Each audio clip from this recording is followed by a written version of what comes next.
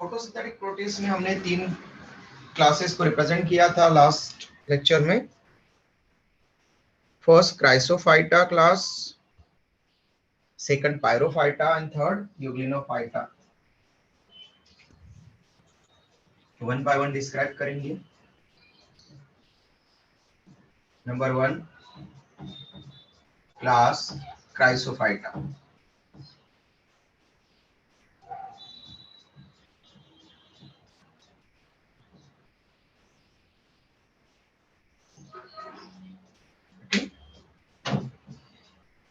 Members of Chrysophyta class termed as chrysophytes or golden brown algae। इनके members को chrysophytes और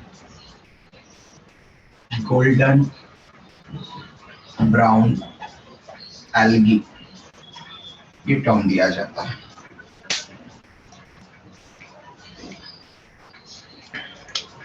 algae इसलिए कहा जाता था अर्लियर क्योंकि अगेन वही है कि प्लांट क्लासिफिकेशन और animal classification, okay, plant classification and animal classification, इस बेसिस पर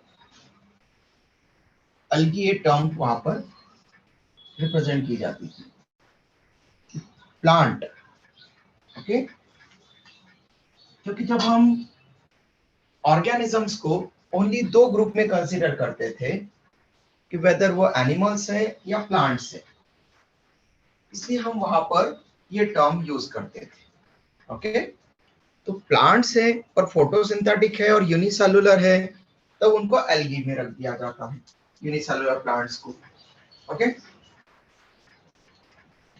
फिर लेटर पता चला कि इनमें जो कैरेक्टर्स मिल रहे हैं वो कैरेक्टर्स प्रोटिस्टा के हैं, ओके, प्लांट्स के नहीं है। तो फिर इनको प्रोटिस्टा में हिकल ने जब प्रोटिस्ट बनाया ग्रुप वहां पर, उसके बाद में इनको फिर वहां पर क्लासिफाई कर दिया गया प्रोटिस्टा में। इसकी 2 मेजर मेंबर्स है, diatoms and desmids. Major member है diatoms and desmids, okay, diatoms and desmids इसके मेजर मेंबर है।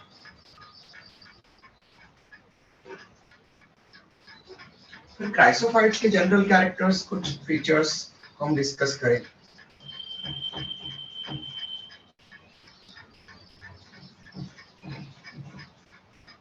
तो हम प्रोटिस्ट में ही बोल चुके हैं कि यूनिसेलुलर होते हैं ऑल प्रोटिस्ट, तो यहाँ पर लिखने की जरूरत नहीं कि डायटम डायनोफ्लेजेलेट यूनिसेलुलर है, ऑलरेडी वो पहले हम लिख चुके हैं, प्रोटिस्टा के अंडर आ रहा है। तो फिर एक्वाटिक होते हैं, ये भी लिखने की जरूरत नहीं क्योंकि हमने लिखा है कि most of the protist aquatic होते हैं, ओके, वाटर बॉडीज में मिलेंगे। फिर नेक्स्ट यहाँ पर इनका जो साइज है वो माइक्रोस्कोपिक है,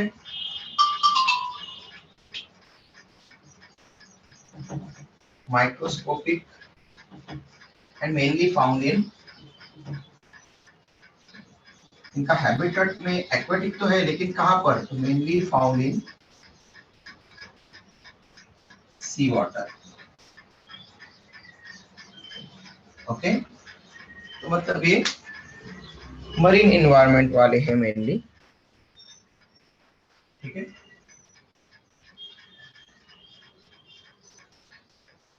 फिर इनकी सेल के कुछ स्पेशल कैरेक्टरिस्टिक्स है, जैसे इनमें सेल वॉल प्रेजेंट होती है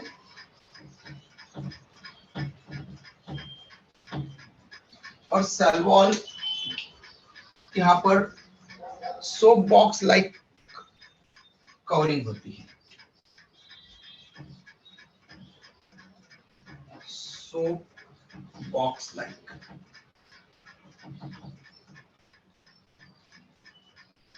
ओके। सोप बॉक्स आपने जनरली जो सोप बॉक्स होता है उसमें सोप जब हम रखते हैं तो उसको बंद करने के लिए भी एक फ्लैप वहां पर होता है। तो ऐसा मतलब कि दो चीजें हैं वहां पर। ओके, एक जिसमें आप सोप को कैरी करेंगे और दूसरा उसको कवर करेगा, फिर पैक करेगा। सोप बॉक्स लाइक वहां पर है, मतलब दो वहां पर इस तरह से। तो इसका मतलब है कि जो सेल वॉल है, जो कवरिंग है बाहर का प्रोटेक्टिव कवरिंग, वो दो पार्ट्स में डिवाइडेड है, अपर एंड लोअर पार्ट्स, इसलिए उसको बोलते हैं soap box like proper appearance. और इसकी जो सेल वॉल है उसका composition, cell wall soap box like है, दो पार्ट्स में डिवाइडेड रहेगा, cell wall divided into two parts, upper and lower. और इसका कंपोजिशन सेल वॉल का किससे बनी है, डायटम्स की सेल वॉल। सेल वॉल का कंपोजिशन होता है मेनली सेलुलोज से बनी रहेगी,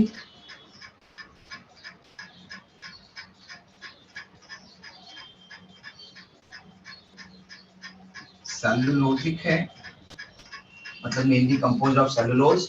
बट सिलिका, सिलिका स्पेशली मिलते हैं डायटम की सेल वॉल में, सिलिका इम्प्रेग्नेटेड होती है, सेलुलोजिक एंड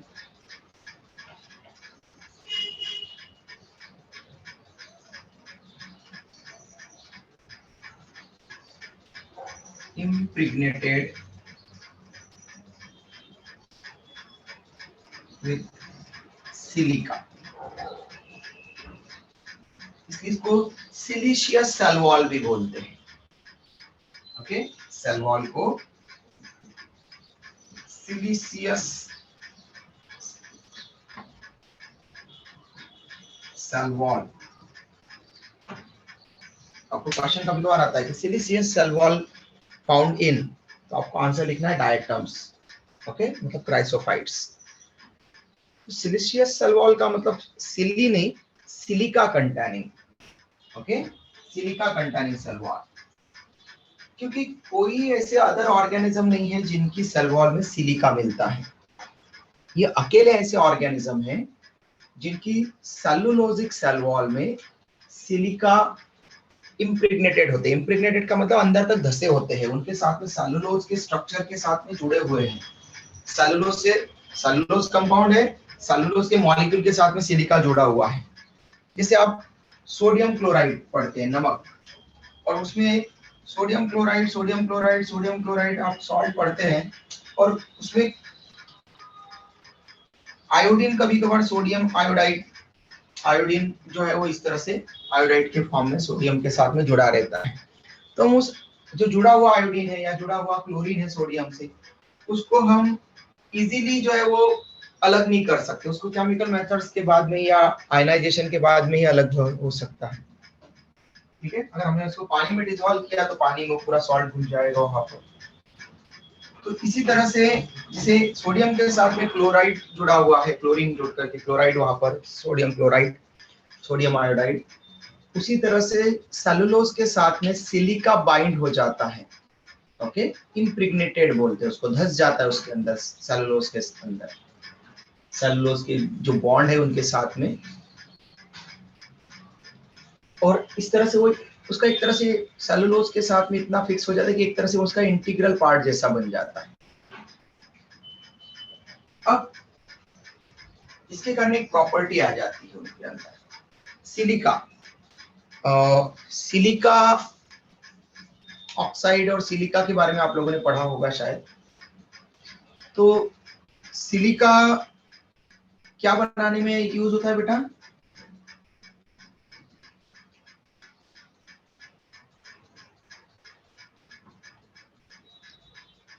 क्या बना सकते हैं सिलिका से?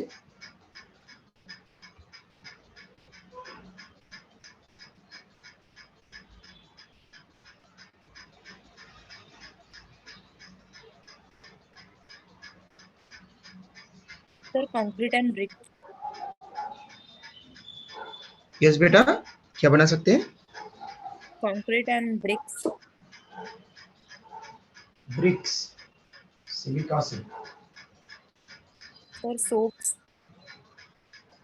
स्टोन वगैरह हो सकता है ग्लास। सिलिका से। सिलिका, सिलिका जनरली सैंड में होती है, ओके, और उससे जो है वो हम उसको घर वगैरह बनाने के लिए यूज करते हैं, ठीक है।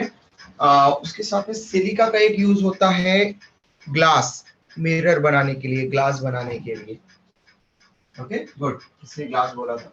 ग्लास बनाने के लिए, मिरर बनाने के लिए सिलिका का यूज होता है, ओके। तो सिलिका जल्दी से डिग्रेड नहीं होता, ओके, डिकम्पोज नहीं होगा सिलिका, मतलब जल्दी से उसको प्रॉपर तोड़ा नहीं जाएगा। लेकिन सेलुलोज अगर अकेला फ्री रहता तो सेलुलोज का डिकम्पोजिशन हो जाएगा, क्योंकि वो कार्बोहाइड्रेट है। तो सेलुलोज का डिकम्पोजिशन अगर अकेला रहता तो हो जाता, लेकिन अगर सेलुलोज अलोंग विद सिलिका है, तो सिलिका इम्प्रिग्नेटेड है, उसके साथ में बन चुकी है, अच्छे से जुड़ चुकी है, ओके। तो उस कंडीशन में अब सिलिका डिग्रेड नहीं होगा, डिकम्पोज नहीं होगा, इसलिए वहां का जो सेलुलोज है वो भी डिकम्पोज नहीं होगा, और इसीलिए ये सेल वॉल बहुत लंबे टाइम तक डिकम्पोज नहीं होगी। इसलिए डायटम्स की डेथ के बाद, डायटम्स की डेथ के बाद इनकी सेल वॉल का डिपोजिशन होता रहता है, क्योंकि सेल वॉल जल्दी डिकम्पोज नहीं होती, और सेल वॉल डिकम्पोज नहीं हो रही है, ओके। बाकी सारा मटेरियल इनकी डेथ के बाद में, इनका सेल के अंदर का इंटरनल मटेरियल, प्रोटोप्लाज्म वगैरह सारा डिकम्पोज हो जाएगा, बट सेल वॉल डिकम्पोज नहीं हो पाएगी जल्दी से, और इसलिए वो डिपॉजिट होती रहेगी। तो उसके लिए हम एक टर्म यूज करते हैं, डायएटोमेशियस अर्थ।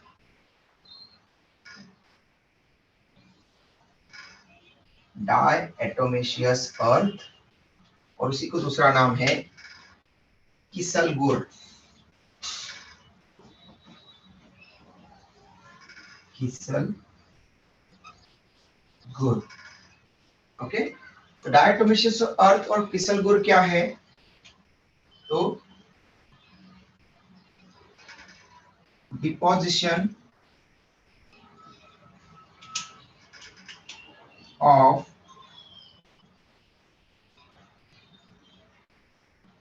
cell walls of dead diatoms.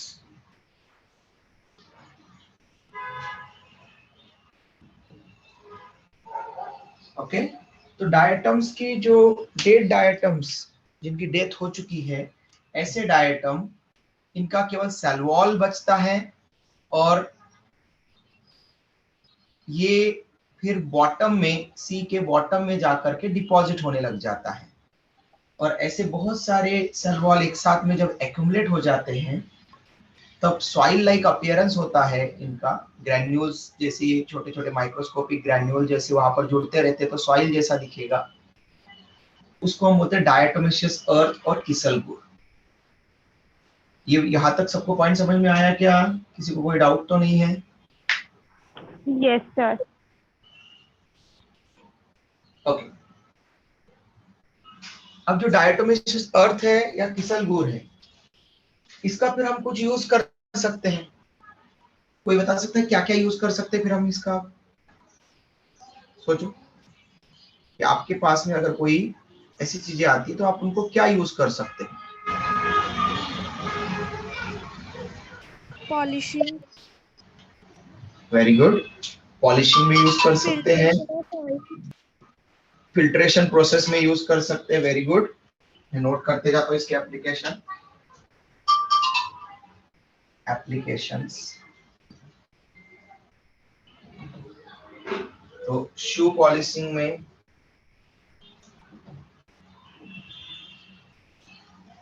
Filtration process के लिए, और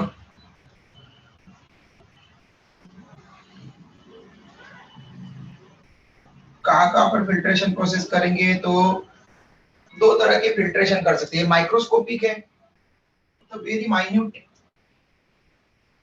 वहां पर इनके बीच में खुद माइक्रोस्कोपिक ग्रैन्यूल है, इनके बीच में बहुत छोटी छोटी स्पेस होगी, माइक्रोस्कोपिक स्पेस होगा। मैं यहाँ पर आपको थोड़ा बड़ा बना करके दिखा रहा हूँ ताकि आप एक थोड़ा सा इमेजिन कर पाओ। तो उनके बीच में स्पेस है, थोड़ा थोड़ा माइक्रोस्कोपिक है तो उनके बीच में वहां पर माइक्रोन लेवल की स्पेस होगी बीच बीच में, हर एक के बीच में बहुत ही माइन्यूट गैप होगा उनके बीच में। तो इनके बीच में से कोई मटेरियल को पास करेंगे तो इनके बीच में कोई उस मटेरियल फ्लूइड के अंदर अगर कोई कंटामिनेशन होगा या एडल्ट्रेशन होगा, कंटामिनेशन नहीं एडल्ट्रेशन होगा, कोई मिक्सिंग किया गया होगा, तो उस मिक्सिंग को एडल्ट्रेट को मतलब कि जो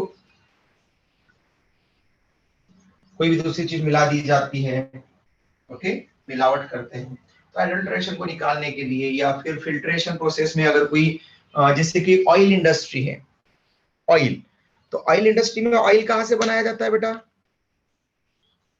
प्लांट के कौन से पार्ट से मेनली? Seeds.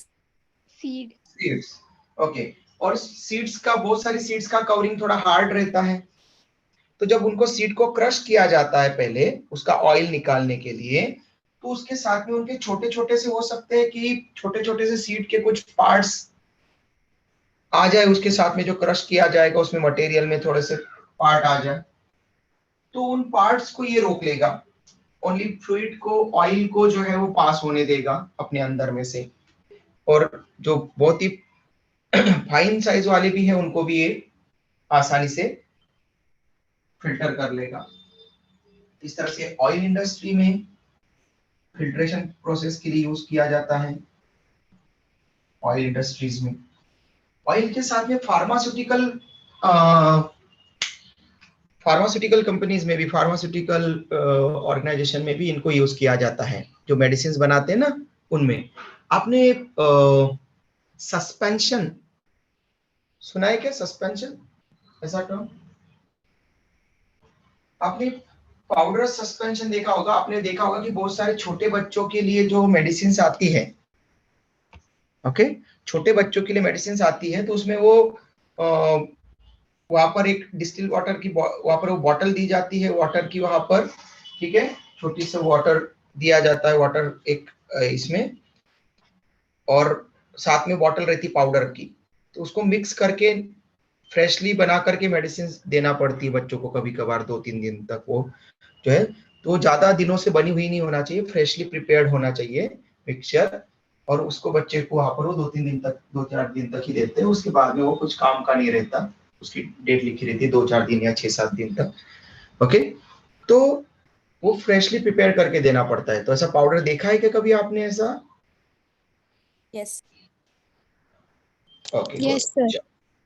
तो वो जो पाउडर्स जो होते हैं, सस्पेंशन जो होते हैं, वो पाउडरी सस्पेंशन को फिल्टर करने के लिए भी यूज किया जाता है डायटोमिशियस अर्थ को, अगेन क्योंकि वो पाउडर जो है वो फाइन होना चाहिए बहुत, ताकि वो इजीली जब उसको मिक्स किया जाए तो अच्छे से वो घुल जाए, वहां पर डिसॉल्व हो जाए, ठीक है। अगर बड़े बड़े, अगर उसमें सॉलिड, अगर ज्यादा बड़े बड़े अगर वहां पर पार्टिकल्स रह गए तो अच्छे से डिसॉल्व नहीं होंगे वो, और अच्छे से मिक्सचर नहीं बनेगा, सस्पेंशन प्रॉपर नहीं बनेगा।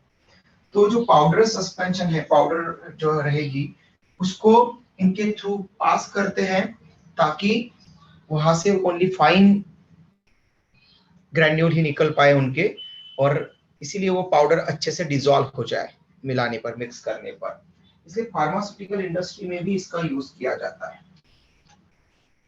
ओके। तो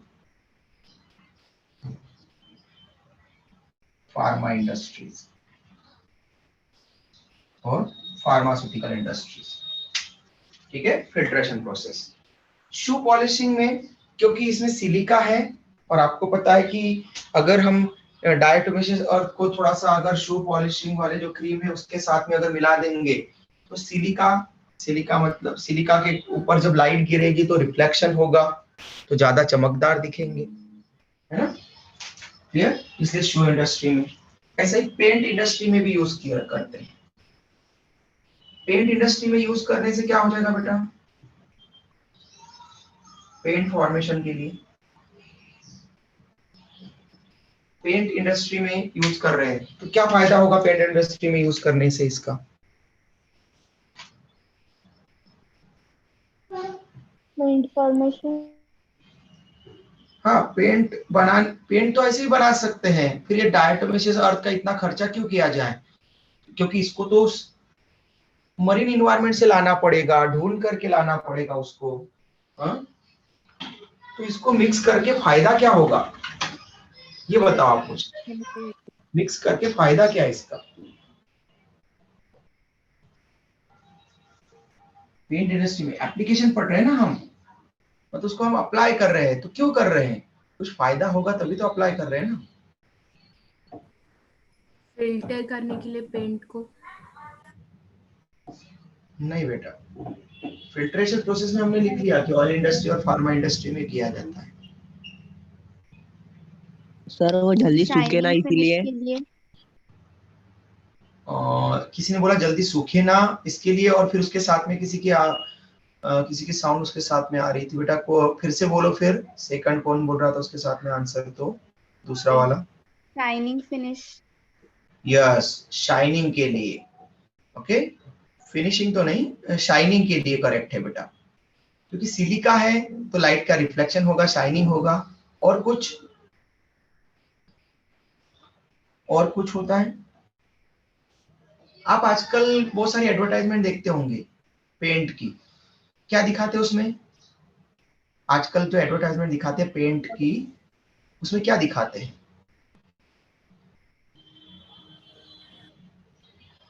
वाटरप्रूफ पेंट।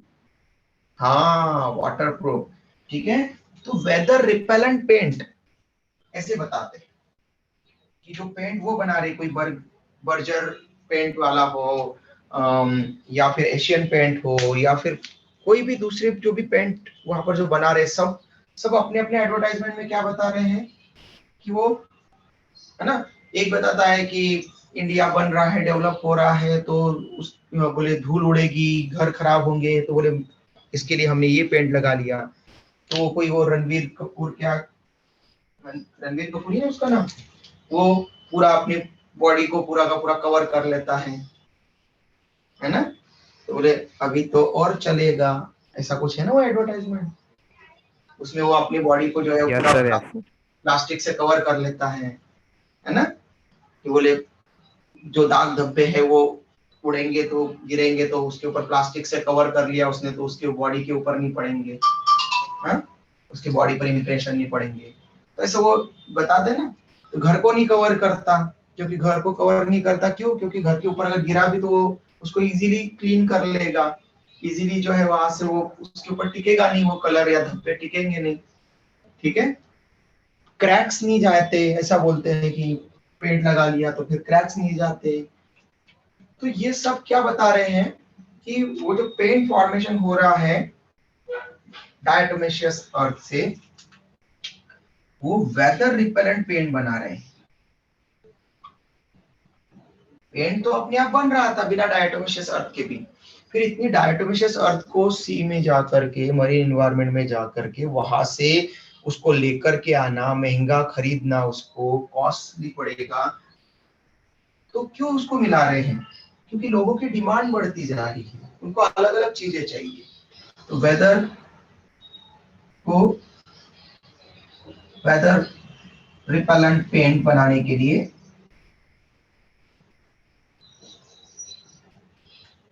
वहां पर, ठीक है, तो ऐसा थोड़ी है, तो आप अगर देखेंगे तो जैसे वो कोई चीज मिलाएंगे तो उसका प्राइस भी बढ़ा देते हैं, ऐसा थोड़ी कि वहां पर सस्ता कर देंगे। और क्लियर? तो प्राइस भी बढ़ रहा है, इसका रीजन ये है क्योंकि वो दूसरी चीजें जब उसमें ऐड कर रहे हैं तो उस चीज का प्राइस टैग भी वो बढ़ा देंगे उसके साथ में। ठीक है, तो वो कोई फायदे के लिए, मतलब वो उनके इसके लिए नहीं कर रहे हैं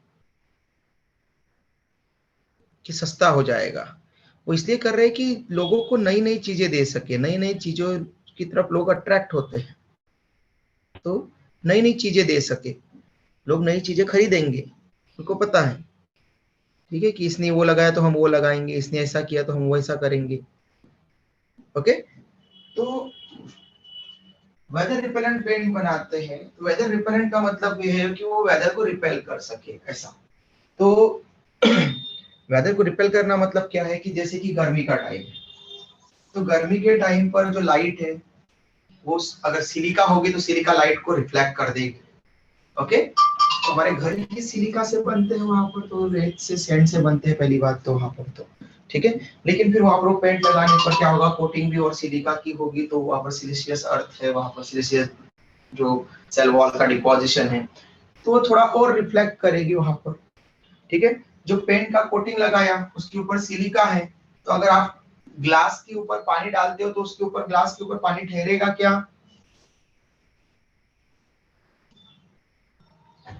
ग्लास के ऊपर पानी ठहरेगा?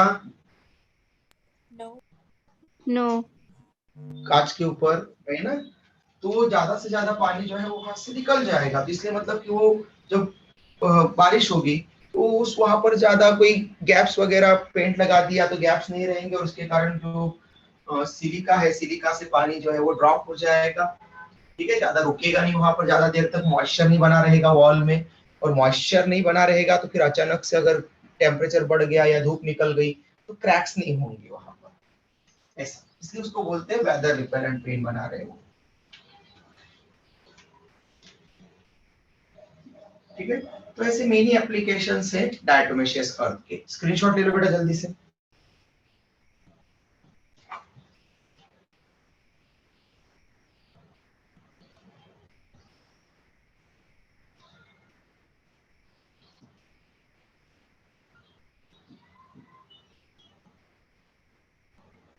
डन? यस। गुड।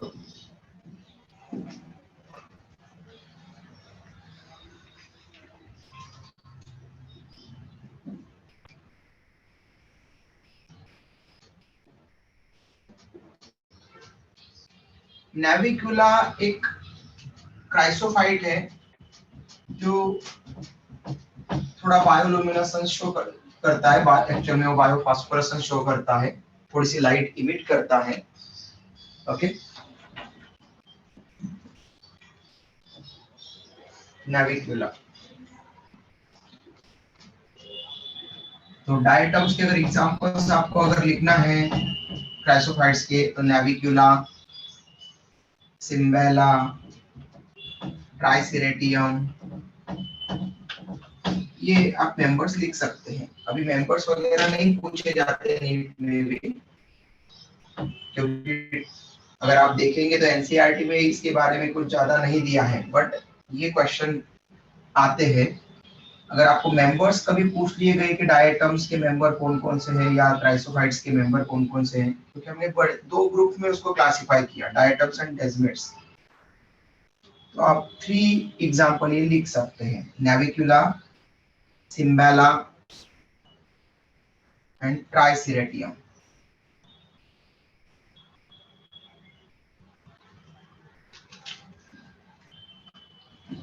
या तो नोट कर देता हूं मैं क्राइसोफाइट्स के मेंबर्स। क्राइसोफाइट्स, नेविकुला,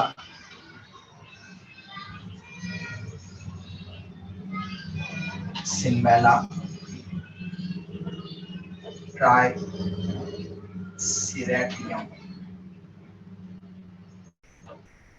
ओके, ये कुछ मेंबर्स है।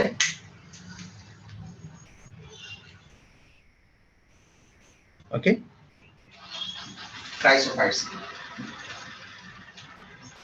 क्राइसोफाइट्स में यूजुअली फ्लैजिला एब्सेंट होते हैं। फ्लैजिला,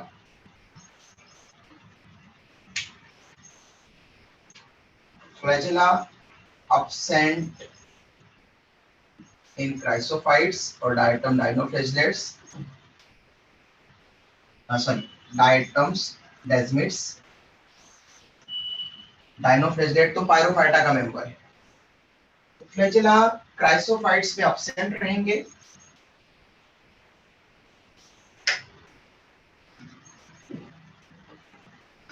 but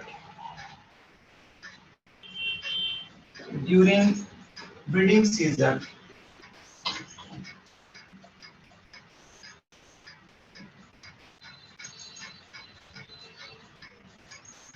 मतलब फॉर रिप्रोडक्टिव पर्पस वहां पर ब्रीडिंग सीजन। अब ब्रीडिंग सीजन में क्या होता है कि जरूरी नहीं है कि जो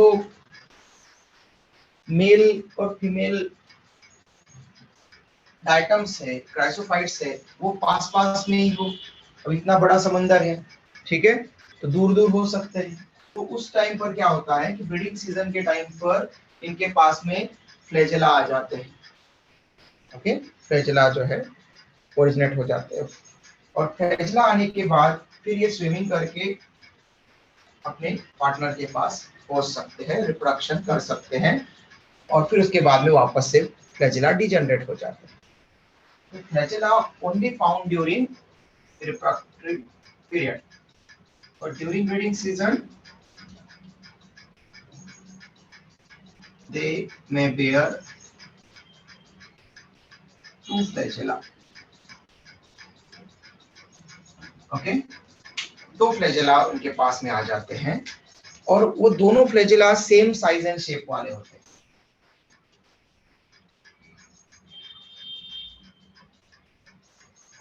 सेम साइज शेप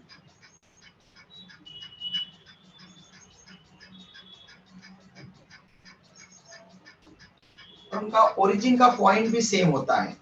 इसलिए ऐसे फ्लैजेला जो साइज शेप मॉर्फोलॉजी में सिमिलर हो, ओरिजिन भी उनका एक ही जगह से हो रहा है, जैसे कि लेटरल है तो दोनों लेटरल फ्लैजेला।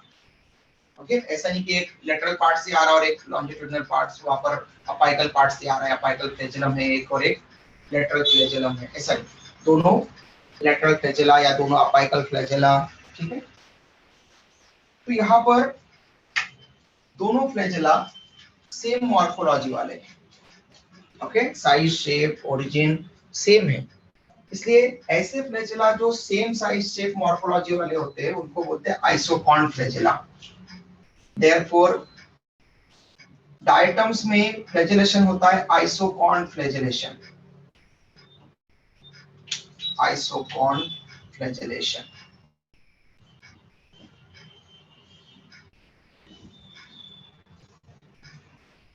तो फ्लैजेला आइसोकॉन्ट है, आइसो मतलब सेम, ओके, तो आइसोकॉन्ट फ्लैजेलेशन का मतलब है सेम साइज शेप और ओरिजिन वाले फ्लैजेला।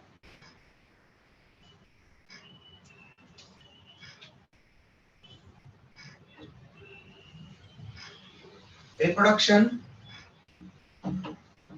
इनमें रिप्रोडक्शन एसेक्सुअल और सेक्सुअल दोनों मीन से हो सकता है।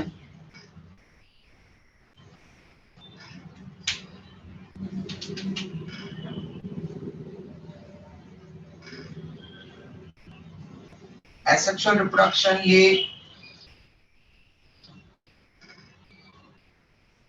फ्रैगमेंटेशन, फिशन ऐसी प्रोसेस से परफॉर्म करते हैं।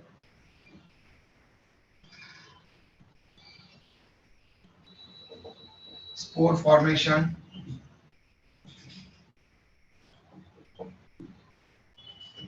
सेक्सुअल रिप्रोडक्शन के लिए ये गैमेट्स बनाते हैं, गैमेट फॉर्मेशन एंड फर्टिलाइजेशन, मतलब फ्यूजन ऑफ गैमेट्स, और फर्टिलाइजेशन के का प्रोडक्ट बनेगा जाइगोट। बट यहाँ पर एक प्रॉब्लम आ जाती है, कुछ डायटम डिप्लॉयड होते हैं और कुछ डायटम हैप्लॉयड होते हैं। ओके, सम डायटम्स और chrysophytes are haploid n number of chromosome, मतलब एक ही सिंगल सेट मिलेगा क्रोमोसोम का, डिफरेंट क्रोमोसोम का एक ही सेट मिलेगा, उनकी कोई पेयर नहीं मिलेगी। Some diatoms are haploids while some other are diploid to अब जाइगोट कैसा रहता है बेटा? जाइगोट हैप्लॉइड रहता है कि डिप्लॉइड रहता है?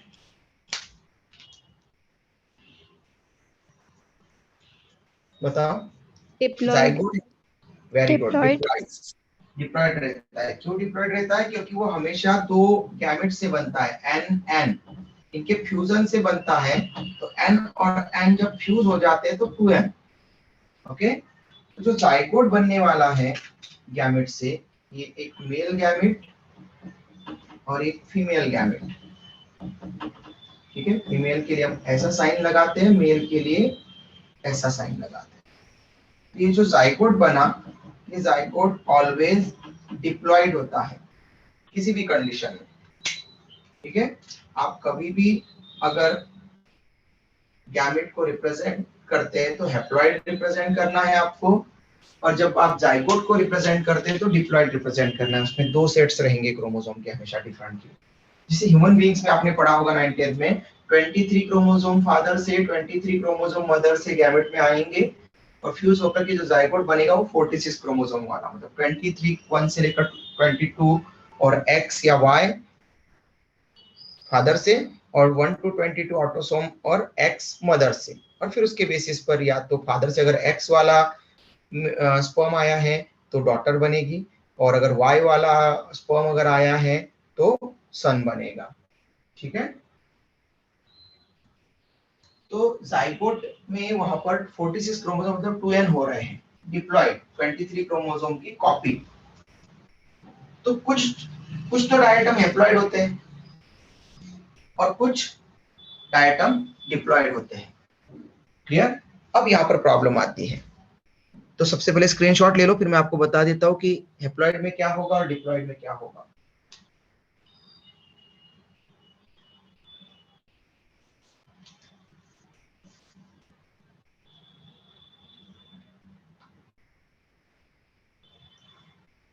डन बेटा, स्क्रीनशॉट।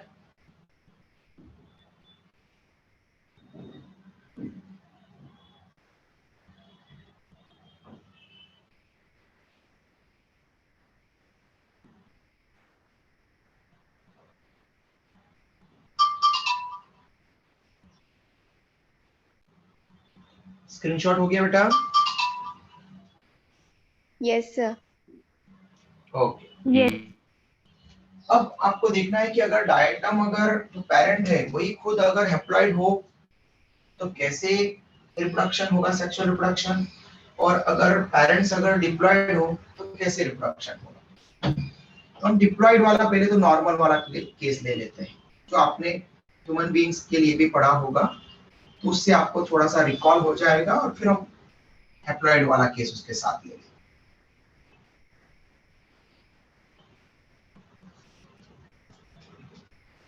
डिप्लॉइड, डिप्लॉइड का मतलब होता है टू सेट्स ऑफ क्रोमोसोम, तो जितने भी डिफरेंट क्रोमोसोम्स हैं। फॉर एग्जांपल एक पी प्लांट में 1 to 7 डिफरेंट क्रोमोसोम होते हैं। ओके, तो 1 to 7 डिफरेंट क्रोमोसोम, तो एक पी प्लांट में 2n में कितने क्रोमोसोम होंगे बेटा टोटल? 46। कितने? पी प्लांट में 1 to 7 मतलब 7 डिफरेंट क्रोमोसोम है, 1 to 7 7 डिफरेंट क्रोमोसोम है। उसमें 2n इज इक्वल टू कितने, टोटल कितने क्रोमोसोम होंगे उसमें?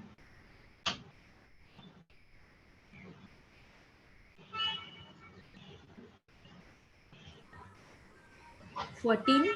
14। ओके, क्योंकि 7 डिफरेंट क्रोमोसोम है, और 2n मतलब दो सेट्स वहां पर डिफरेंट क्रोमोसोम के, तो 7 1 to 7 का एक सेट, और दूसरा 1 to 7 का एक और सेट उसके पेयरिंग के लिए, 2n। तो 7 + 7 14। ओके, तो इसी तरह से यहाँ पर डिप्लॉयड और हैप्लॉयड होते हैं। तो सबसे पहले हम डिप्लॉयड का केस लेते हैं, और उसके कंपैरिजन में इधर हैप्लॉयड का केस लेंगे। ठीक है, तो इफ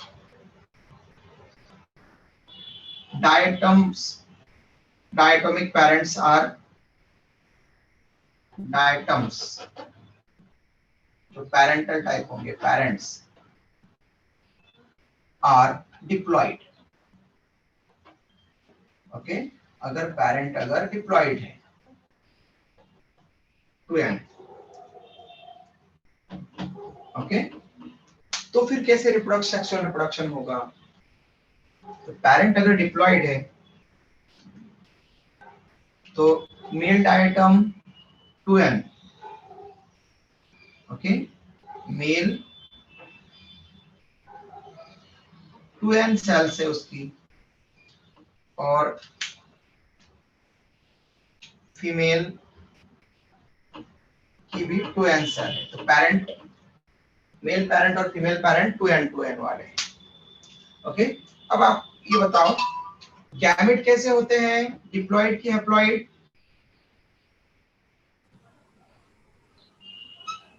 गैमेट्स बनाना है तो गैमेट्स डिप्लॉयड रहेंगे कि हैप्लॉयड रहेंगे?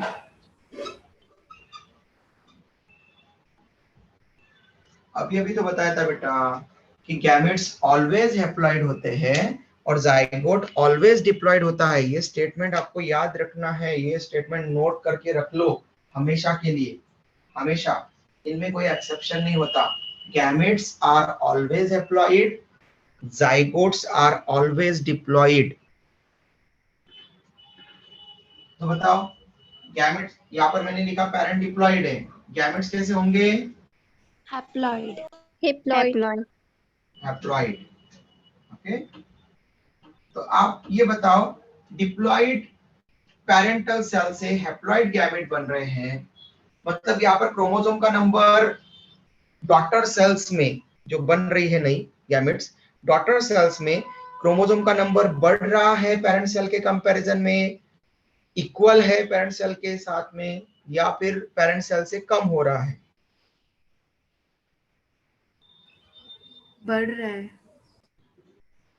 पेरेंट सेल से गैमेट्स में क्रोमोसोम का नंबर बढ़ रहा है या कम हो रहा है या बराबर है?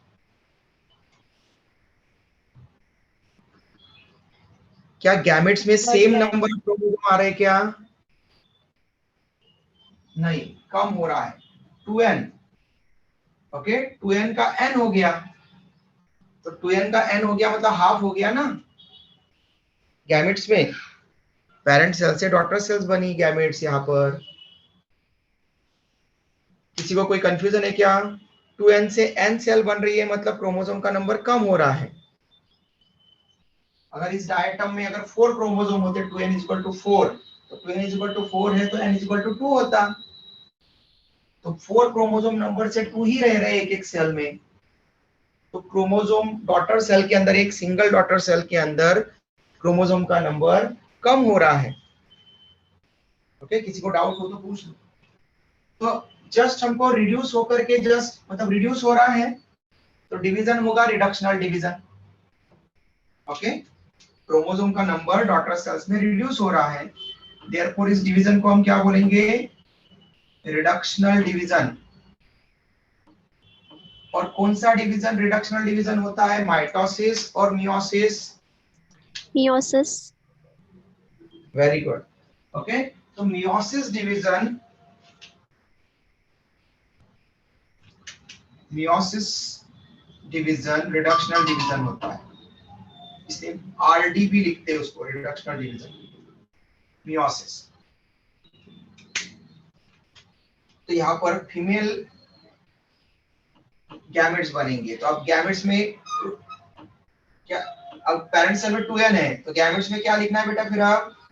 N. हर एक daughter N. n, very good. मतलब यहाँ पर भी रिडक्शनल डिवीजन हो रहा है, ठीक है, मतलब वेदर मियोसिस होगा और माइटोसिस? Meiosis. Meiosis. गुड, तो मियोसिस डिवीजन होगा। तो डॉटर्स अगर सॉरी पेरेंट सेल्स अगर डिप्लॉयड है और आपको गैमेट बनाना है तो मियोसिस डिवीजन यूज होता है, ओके।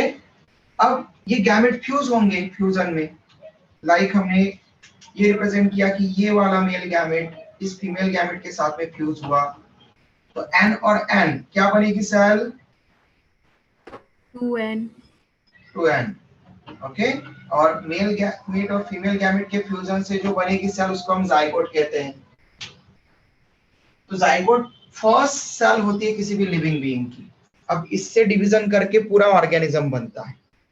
तो आप मुझे ये बताओ कि अगर ये जाइगोट है 2n वाला, ओके, तो प्रोजेनी जो पूरा डायटम, नया डायटम बनना चाहिए इन दोनों से, वो 2n होना चाहिए या n होना चाहिए? पेरेंट अगर 2n है तो यस, वेरी गुड। पेरेंट अगर 2n है तो उनके जो प्रोजेनीज है, ऑफस्प्रिंग है, वो भी क्या होना चाहिए? 2n ही होना चाहिए। जैसे किसी ह्यूमन बीइंग्स में 46 क्रोमोसोम होते हैं, तो मेल और फीमेल ह्यूमन बीइंग में 46 क्रोमोसोम है, पैटर्नल क्रोमोसोम का नंबर और मैटरनल क्रोमोसोम का नंबर।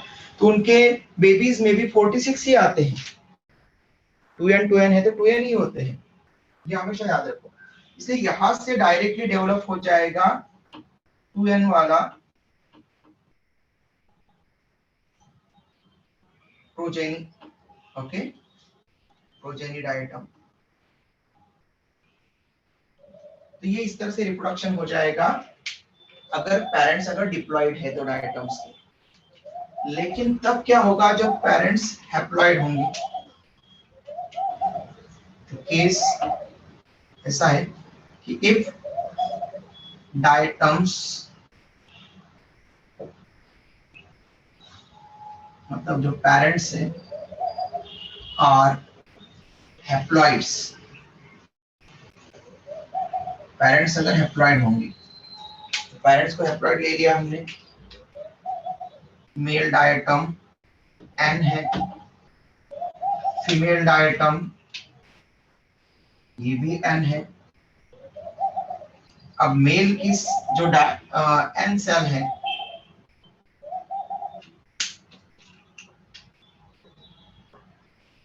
एन कंटेनिंग सेल है, उससे बनाना है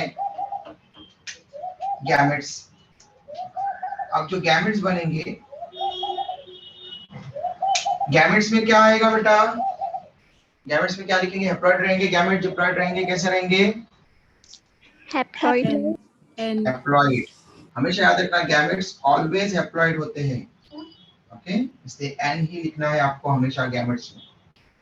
तो यहाँ पर मेल गैमेट्स बनेंगे हैप्लॉइड। अब आप देखो पेरेंट की सेल में जितने क्रोमोसोम हैं उसके कंपैरिजन में डॉटर सेल्स में, एक एक डॉटर सेल्स में कितने क्रोमोसोम आए हैं?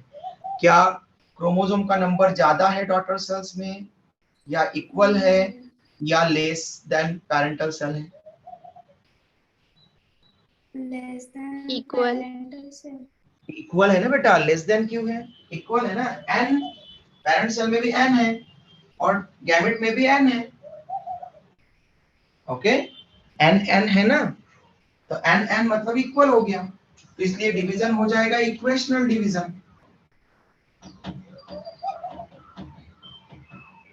इक्वेशनल डिवीजन, और इक्वेशनल डिवीजन हम किसको कहते हैं? वेदर माइटोसिस को या मियोसिस को?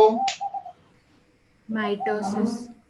यस, माइटोसिस को इक्वेशनल डिवीजन कहते हैं, ईडी, और मियोसिस को रिडक्शनल डिवीजन कहते हैं।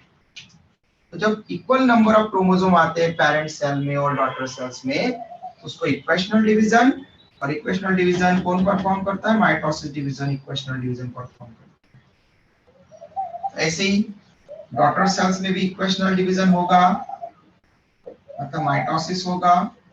यहाँ पर फादर केस में जैसे मेल गैमेट बने हैं वैसे उसके मैटरनल पेरेंट से भी हैप्लॉइड क्रोमोसोम नंबर कंटेनिंग वहां पर गैमेट्स बनेंगे। अब फ्यूजन होगा, हैप्लॉइड यहां से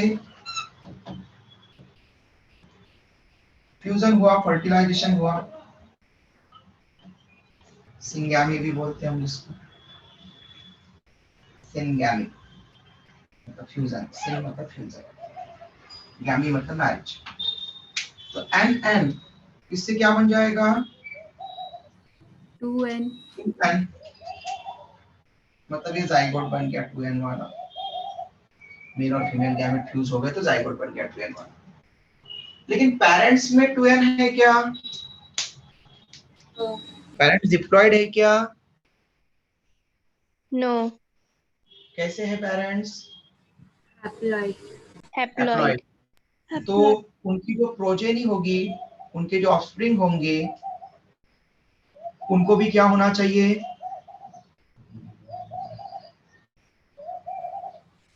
Haploid. हैप्लॉइड होना चाहिए। ओके, जितने पेरेंट के पास में क्रोमोसोम नंबर रहेंगे उतने ही उनके पास में होना चाहिए। ये एन एन है, पेरेंट भी दोनों एन एन है, एन है किसी भी एक इंडिविजुअल में इसके स्पीसीज के, तो इसके पास में भी एन ही होना चाहिए। तो जाइगोट फिर आगे डायरेक्ट ऑर्गेनिज्म में डेवलप नहीं होगा, जहाँ जैसा कि यहाँ पर हो रहा था, डायरेक्ट प्रोजेनी में डेवलप हो रहा था क्योंकि इसके पेरेंट 2n वाले थे। लेकिन अगर पेरेंट्स अगर हैप्लॉइड है, डायटम्स अगर हैप्लॉइड है, तो 2n से उसको n बनना पड़ेगा और फिर वो ऑर्गेनिज्म डेवलप होगा, हैप्लॉइड प्रोजेनी वहां पर। तो अब बताओ, यहाँ पर तो ये नॉर्मल हो गया, डायरेक्ट डेवलप हो गया, लेकिन यहाँ पर क्या होना पड़ेगा? 2n से n करने के लिए क्या वो करते हैं? जाइगोट 2n है और उसे n नंबर वाली सेल्स बनाना है, तो क्या करना पड़ेगा? Reduction. हाँ yes, very good, reductional division होना पड़ेगा जाइगोट में, मतलब जाइगोट में मियोसिस होना पड़ेगा। जाइगोट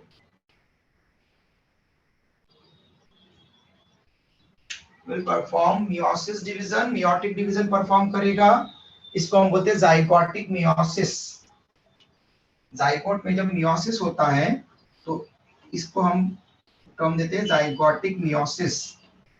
तो जब भी कोई हैप्लॉइड पेरेंट बनना है सेक्सुअल रिप्रोडक्शन से, तो सेक्सुअल रिप्रोडक्शन में जाइगोट बनता है और जाइगोट 2n है, और पेरेंट अगर हैप्लॉइड है तो हमेशा जाइगोटिक मियोसिस होता है।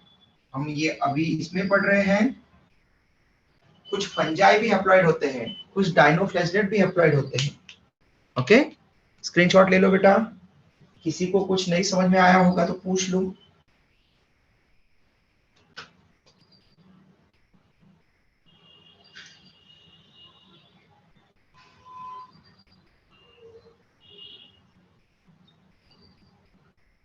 डन? Yes, sir. किसी को कोई डाउट है यहाँ तक?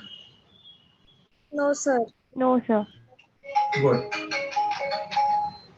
कल हम डाउट क्लास रहेगी बेटा आपकी कल के दिन, इसलिए आपके कोई भी डाउट्स होंगे जो आप लोगों को पूछना है टेस्ट पेपर के या फिर यहाँ तक के भी, तो आप पूछ सकते हैं। कोशिश करना कि पहले आपका जो टेस्ट का टॉपिक है उसमें अगर कोई डाउट है तो वो आप लोग डाउट सॉल्व करवा लो पहले डाउट क्लास में। ओके बेटा, फिर हम मंडे को स्टार्ट करेंगे Yes, इसके sir. बाद में पायरोफाइटा, यूग्लिनाइड्स एंड देन लेटर पार्ट। ठीक है बेटा, बाय बेटा, टेक केयर, कल मिलते हैं। Thank you, Thank you, sir. sir. Bye, sir. कल ओनली डाउट क्लास रहेगी आपकी, इसलिए डाउट्स आपको अगर है तो आप वो डाउट्स निकाल करके रखना बेटा जल्दी से, और सारे डाउट्स क्लियर करवा लेना टेस्ट के Yes, पहले। sir. Okay. ओके बेटा, bye, take Bye, care, sir. Thank you, sir. Thank you, sir. Bye बेटा।